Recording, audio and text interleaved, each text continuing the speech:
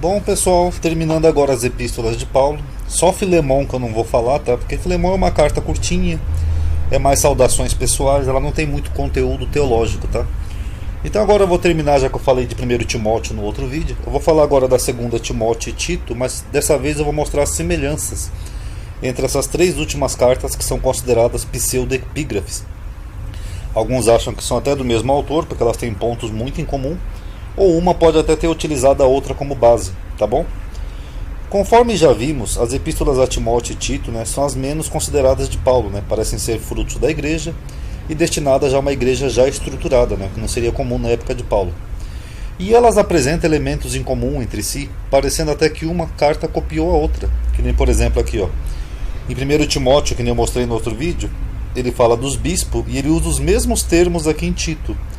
Só as partes amarelas aqui que eu grifei. Convém que o bispo seja irrepreensível. É o mesmo que ele diz a Tito. Convém que o bispo seja irrepreensível. Não dado ao vinho, não espancador e não cobiçoso de torpe ganância. Nem dado ao vinho, nem espancador e nem cobiçoso de torpe ganância.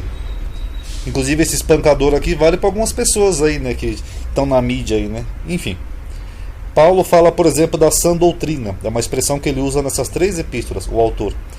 Em Timóteo, ele fala mais de uma vez. Na 2 Timóteo, ele repete sobre a sã doutrina. E em Tito também ele usa a mesma expressão, sã doutrina.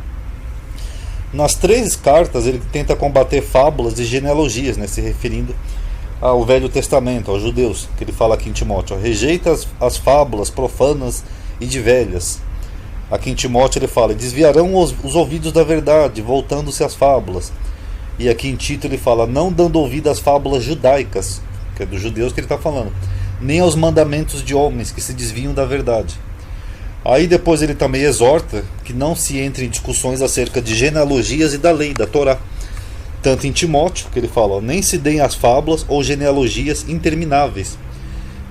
Ou seja, fábulas que ele está falando é as fábulas judaicas e genealogias também estão na questão da lei, que mais produzem questões do que edificação de Deus, que consiste na fé. Assim o faça agora.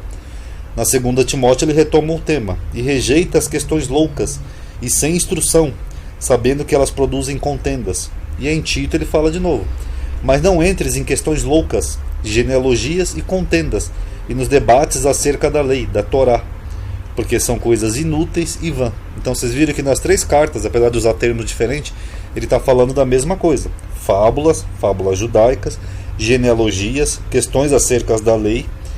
Enfim, não é para debater do Velho Testamento, que só gera contenda e discussões loucas, são coisas inúteis e vãs. O que é até irônico, que é numa dessas três pseudo-epígrafes, que ele fala justamente para Timóteo, que ele sabe desde menino as Sagradas Escrituras, ou seja, o Velho Testamento, a Torá, a lei, e aí ele fala que toda a escritura é divinamente inspirada e proveitosa para ensinar, para redarguir, para corrigir, para instruir em justiça.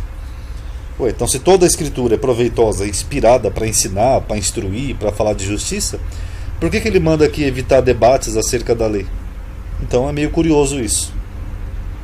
Aqui dos alimentos ele repete o tema que ele falou lá em Timóteo, que eu já mostrei no vídeo A Teologia de 1 Timóteo, onde ele fala que se pode comer de tudo, só que em Tito ele é mais explícito. Ele fala, todas as coisas são puras para os puros, mas nada é puro para os contaminados e infiéis. Antes o seu entendimento e consciência estão contaminados. É basicamente o mesmo, só que de um jeito diferente.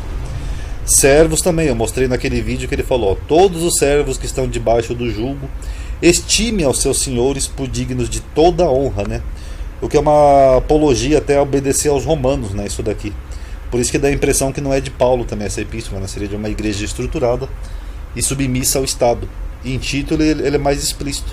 Ele fala, exorta os servos a que se sujeitem aos seus senhores, e em tudo o agradem, não contradizendo, não defraudando, antes mostrando toda lealdade, toda boa lealdade, para que em tudo seja ornamento da doutrina de Deus, nosso Salvador.